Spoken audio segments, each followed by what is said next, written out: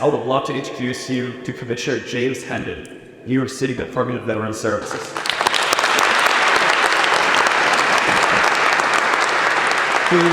As was mentioned, my name is James Hendon. I serve as Commissioner for the New York City Department of Veterans Services. It means a lot to me to be with you for this conference for Empowering Veterans NYC. I just want to be sure to give roses to the steering committee, the folks who were behind the scenes making this all possible. And forgive me if I don't get every name right. Got to call out Victor Visson, who just spoke and he invited me to be here, coming from Cornell, and Jennifer Ross from Cornell.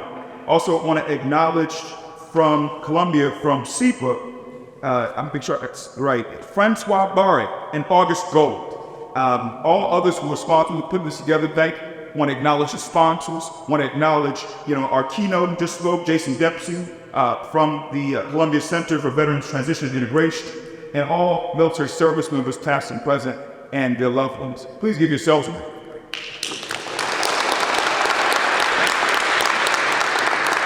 It meant a lot to me to come here because I graduated from Columbia. And so I can identify with a lot of folks as far as being a New York City veteran, what it means to navigate this path. I left active duty after 7 years of service in 2009, and then I wound up, in grad school, living on 135th Street Broadway, just doing a lot of things as far as going through the experience you're going through right now. I graduated 2012. Fast forward, I work for the city of New York. It was important to me to be here because I wanted to share some thoughts as far as a few tidbits, some advice as you're navigating things with the transition. Recognizing there's going to be a transition discussion in a few moments. And so people always tell you what to do. They say, do this, do that, do that, and do this. I kind of wanted to change this and talk about some things I think that you shouldn't do. So I've got 4 don'ts that I'll go through. Those 4 don'ts are: don't cover, don't solo, don't coast, and don't wait. Once again, it's don't cover, don't solo, don't coast, and don't wait. For cover, first one, don't cover. There's a professor out of NYC, Kenji Yoshino, has a book called Covering, where it's the idea that as we are minorities and group, we do everything we can to hide what makes us different. It could be women, it could be people from the LGBTQ community, it could be African American, Latino, it could be someone with a disability, that when we are a smaller and smaller portion of the mainstream, we do what we can to assimilate. And this represents itself in the military because we've gone from being 40% of all adult males in 1960 to 18% of all Americans in 1980 to 6.4% of all Americans today. And the decline is continued. The military is getting smaller, so the veteran community is decreasing by 1.82% per year nationally. And so you have a situation where people look around and don't see as many folks who they can identify with at school, at their faith centers, in the community, at work. And as a result, people try to cover. I'm here to tell you don't do that. You have a part of your life that was dedicated to your service, and when you took the oath, even though you take the uniform off, that calling is still on you to serve. Do everything you can to still be who you are fully and not intentionally try to hide the fact that you serve in the Army, the Navy, the Air Force, Marine Corps, the Space Corps, etc. So be sure to be proud of who you are. Numerically, nationwide, about 33.6% of our veterans self-identify. So of all the veterans who are here, about 33.6% will identify per the VA. Comes down to 29.6% in New York State and 24.2% in New York City. So this is a real thing. So it's not just the don't cover for you, it's also try to call out your brothers and sisters too as far as saying, feel free to embrace this. I'm not asking you to be anything different from who you are, I'm just asking you to be all of who you are, and all of who you are is inclusive of being a U.S. military veteran. So that's the first thought as far as don't cover. Next is don't solo. We all have this movie going on in our minds with rhythm tactics. Denzel's playing me about there, where it's just we're thinking that it's all about us. Look what we see, and the movie is going a certain path. It's got a beginning, a middle, and an end, and it's just not the case. You have folks who come out of the military thinking I can just attack civilian life and be the general, be the admiral from day one. Military active duty's got 1.3 million people, 800,000 serving Guard Reserve, countless other contractors, and mil techs, interpreters, other supporters. That success you had in the military, while you need to own all of that and claim that, it wasn't just yours. We've been a country for more than 247 years. 45 million people have served. You stand on the back to so many other folks, and this is a team sport that we're in. Don't come out in the civilian world and think, I can just handle this thing by myself. It can manifest in so many ways. Everything from, I'm not gonna ask for help with this assignment for school. I've got it. I don't want to ask anybody for help. I'll just figure it out. Everybody else seems like they got it. I got it. Two, I can navigate this landscape at the job by myself, or I can navigate having a small business without reaching out. Take the same tools you use when you serve, as far as working with people to your left and right, and learning from people, and learning from the past, and thinking to the future to be successful in this new chapter. So that's don't solo. But don't coast. Everyone has had this discussion in your mind, and you heard someone say it. It's beneath me to do X, Y, Z thing. I'm coming out. I've done all these things in the military. I was at this rank, of this position. I had all of this. This is who I was in the military. I'm not taking something beneath me as far as what I'm going to do in the civilian world. I still won't do it. The problem with that logic is you deny yourself opportunities to go from apprenticeship into mastery. You have to eat crow sometimes to get to the next level, to be what you want to be. You got to accept that. For me, I graduated from Columbia Business School, did the Wall Street thing, was doing banking. It was what everyone else did. I was like, oh, you go jump into this. It just didn't take. I am an economic development fiend. I love doing things that involve being in the streets, helping people, whatnot. Had an opportunity to work at a startup, or classmate at Columbia, and I loved it. It didn't pay much to startup. Sometimes it didn't pay, but I loved the work.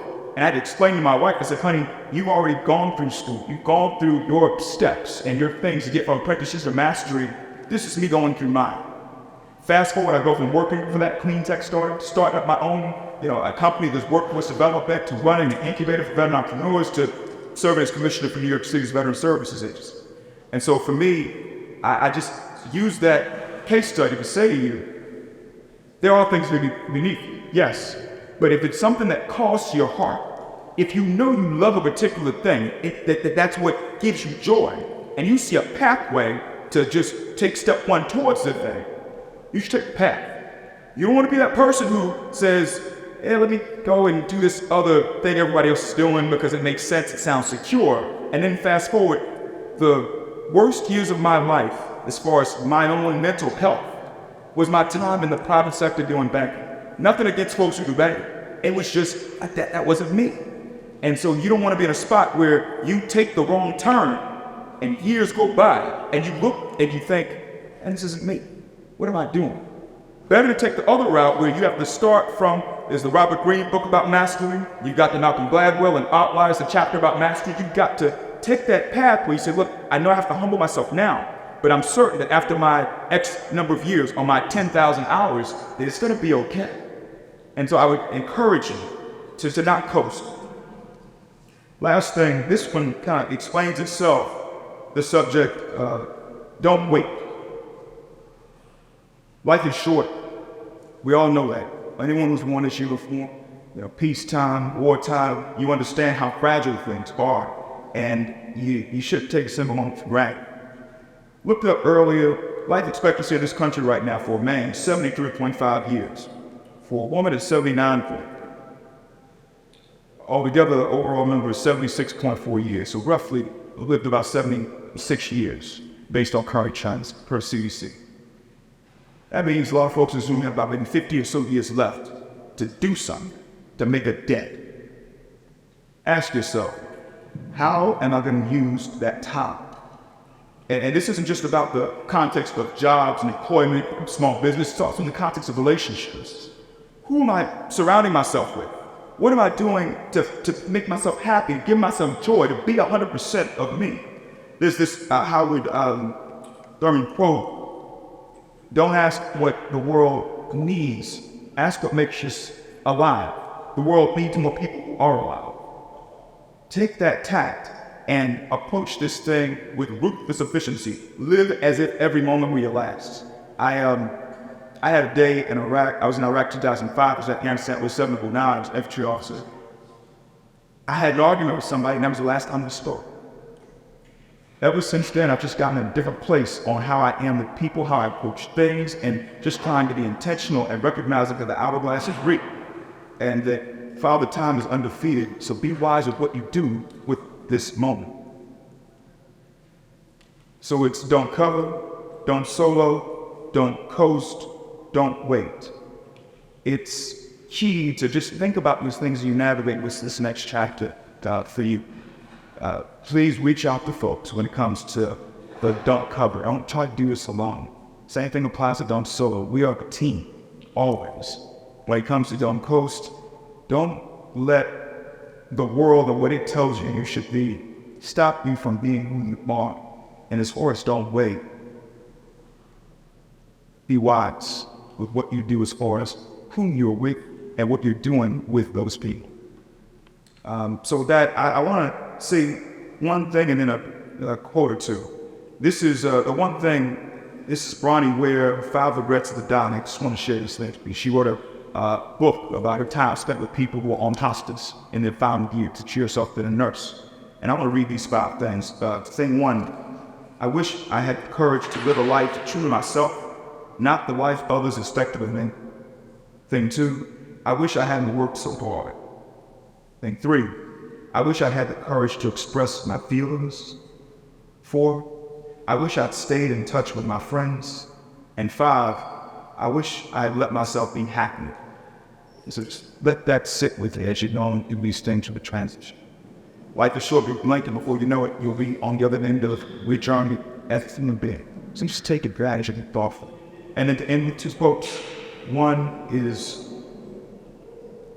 this nation will only remain the land of the free so long as it is a home of the brave. Elmer Davis, recognizing his demonstrations as this nation will only remain the land of the free so long as it's a home of the brave. And then the last quote, Joseph Campbell, the cave you fear to enter holds the treasure you seek. I'll say it again, the cave you fear to enter holds the treasure you seek. Thank you so much. God bless you. God bless the city of God bless me. Take care.